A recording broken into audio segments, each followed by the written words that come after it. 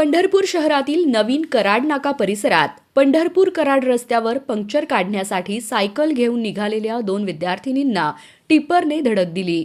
या अपघातात एका विद्यार्थिनीचा जागीच मृत्यू झाला, तर तिच्या मैत्रिणीवर खासगी रुग्णालयात उपचार सुरू आहेत.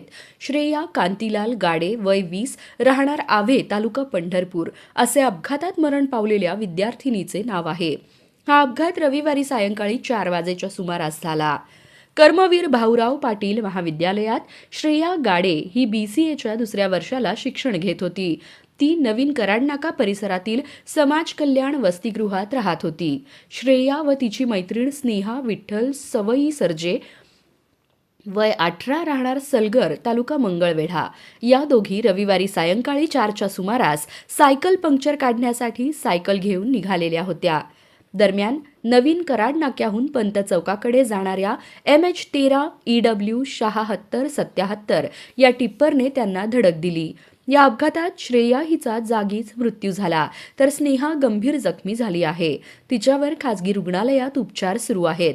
या अपघातानंतर वाहन चालक जखमींना उपचारासाठी दवाखान्यात घेऊन न जाता घटनास्थळावरून पळ काढला.